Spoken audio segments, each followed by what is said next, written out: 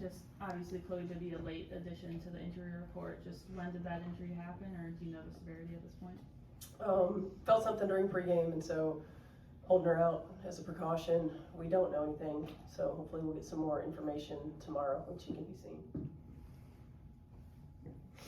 Had she been dealing with any soreness or anything like that in previous days, the week leading up to tonight? Yeah, I think everybody's dealing with soreness at this point in the year.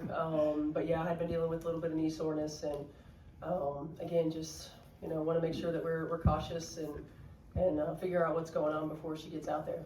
Don't think you want to play Lexi 40 minutes. How can you handle the wing without Chloe tonight? Yeah, I mean, we're gonna have to do it by committee. Bree Turner can guard 5 positions, so she'll be out there defensively. We've got to try to manipulate lineups a little bit more to figure out who we can stretch the floor with. So probably on the floor at the same time as Dee and a lot of things that we do. But again, if it's not going to be space in the floor in the half court, we've got to be able to get our defense to create some offensive transition opportunities. That doesn't always have to be steals for scores, but we've got to get missed shots that allow us to get out, run out, and try to create some things in transition. I know you got practice, guys, but what is practice sessions like when you don't even have 2 teams to maybe break up and work on different sets? What is that dynamic? Yeah, well, thankfully we have had practice guys. A lot of those guys have to go back to school soon, so we'll be losing some of them. But I think for us, we can do some things in 3-on-3 and 4-on-4 that get us into our actions, that can help us with our reads, that can help us with our defense, and just get creative.